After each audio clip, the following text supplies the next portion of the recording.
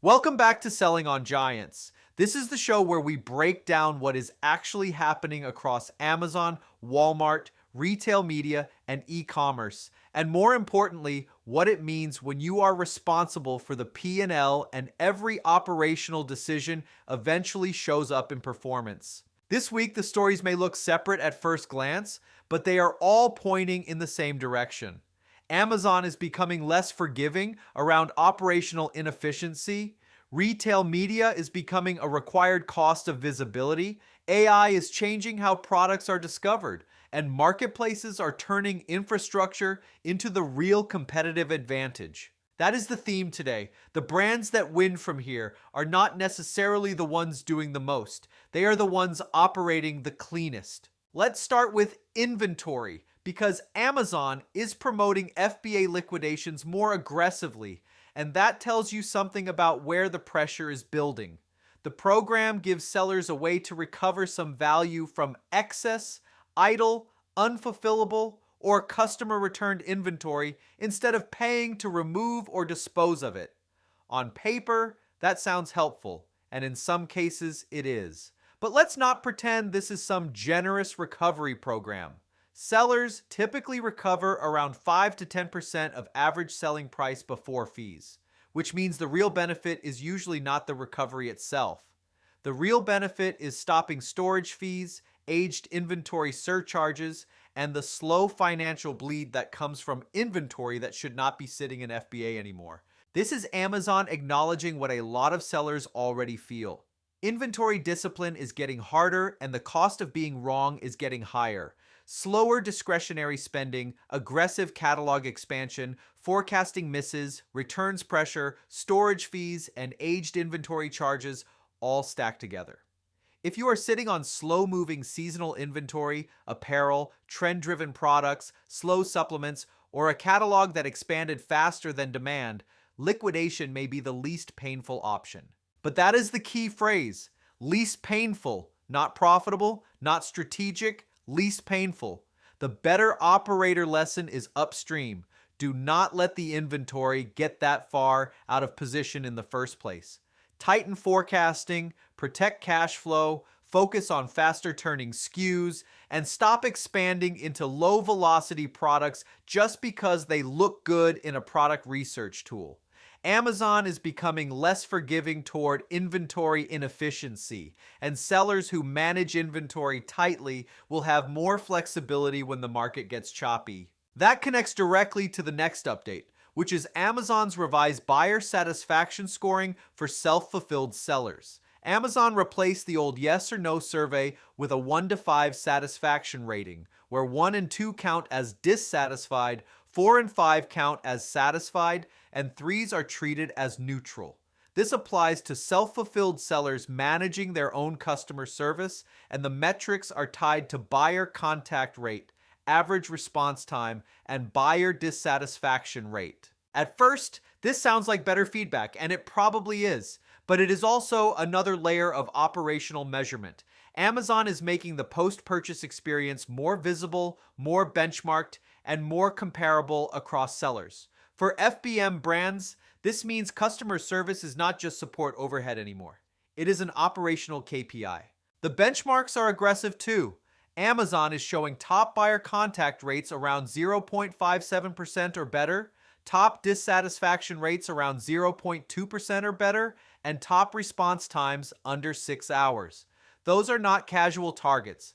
Those are operational standards. If you are using FBM, this is the time to look closely at why customers contact you in the first place. Are listings unclear? Are instructions missing? Are shipping expectations creating confusion? Are certain SKUs generating repeat questions? Are fulfillment issues creating avoidable contact? The best way to improve customer service metrics is not just answering faster, it is reducing preventable confusion before the customer ever has to reach out.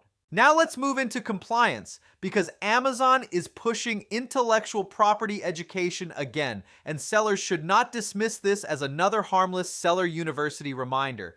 Amazon is reinforcing guidance around trademarks, copyrights, patents, counterfeit complaints, sourcing authorization, brand registry, IP accelerator, account health, and proper documentation. That matters because IP complaints remain one of the fastest ways to lose listings, suppress ASINs, and damage account health. The hard part is that many IP issues are not intentional counterfeits. They come from sloppy sourcing, unauthorized distribution, gray market inventory, trademark misuse in listing copy, or sellers listing against an ASIN they do not fully understand. Amazon increasingly expects sellers to prove legitimacy proactively, not reactively.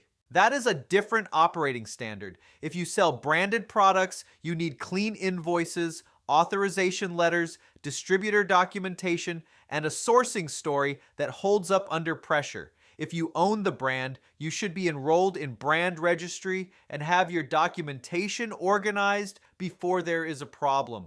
Once the complaint hits, you are already playing defense, and defense on Amazon is rarely where you want to be. This is a broader signal that Amazon is moving more compliance responsibility onto sellers. The platform protects rights owners first and then asks sellers to prove they belong. That may not always feel fair, but it is the system.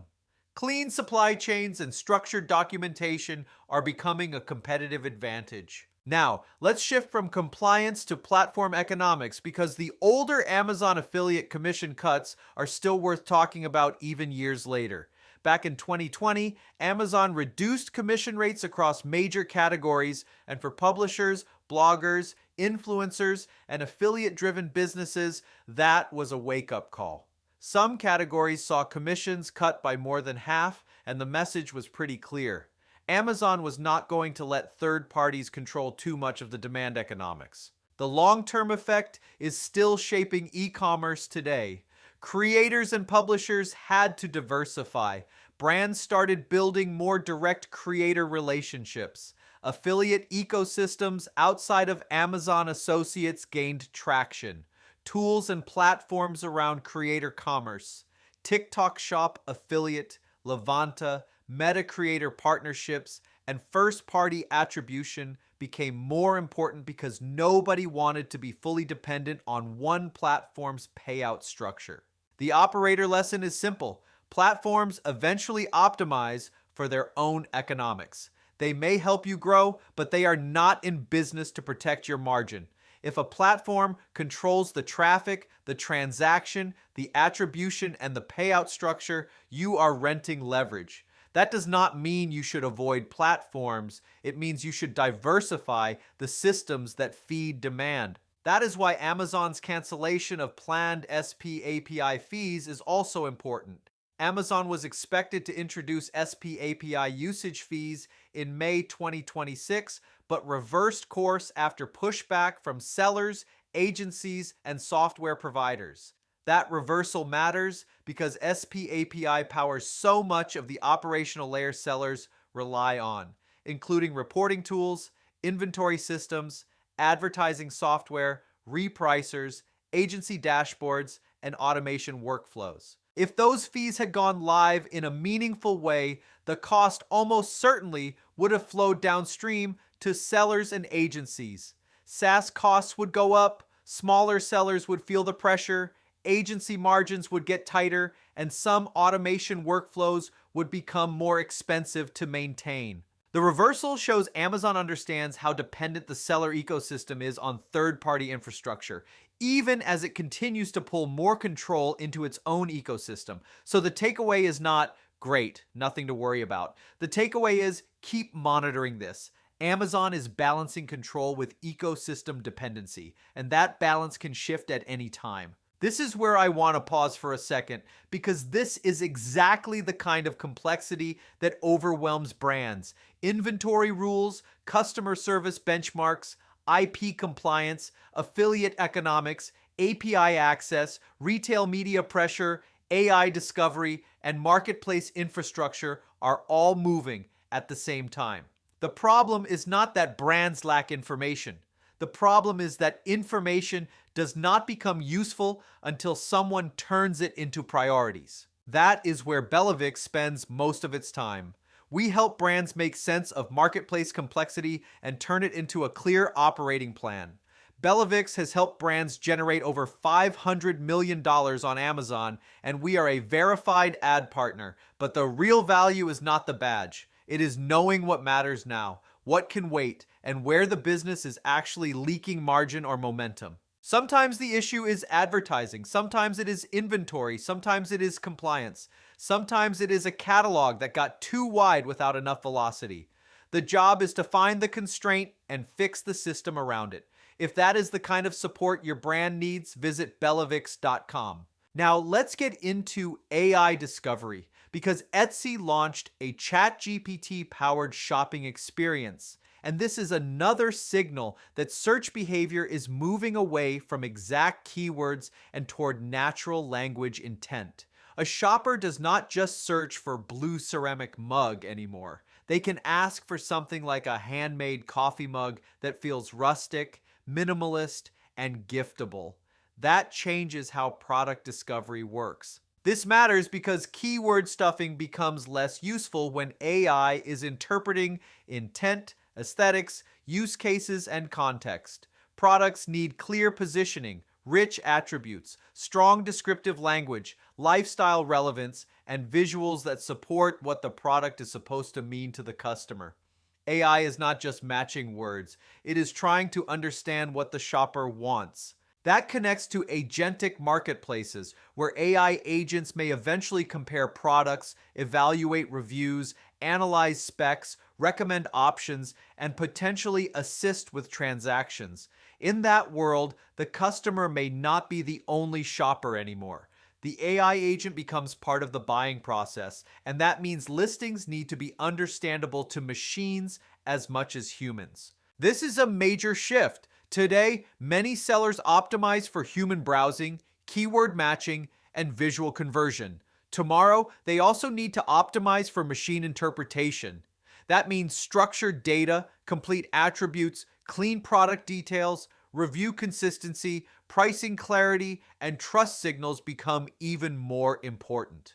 Poor product data is not just messy, it becomes a competitive disadvantage. Marketplaces are growing faster than broader e-commerce, and one of the reasons is infrastructure. Payments, onboarding, seller workflows, payouts, compliance systems, and transaction management are becoming competitive advantages. The platforms that make it easier to operate attract more sellers, more products, more buyers, and more transaction volume. This is the part many people miss. The winners in e-commerce increasingly own infrastructure, not just traffic. Marketplaces are not valuable only because people shop there. They are valuable because they manage payments, trust, fulfillment integrations, advertising, seller onboarding, financial workflows, and compliance at scale. That operating layer is where leverage lives. And this is why retail media keeps expanding.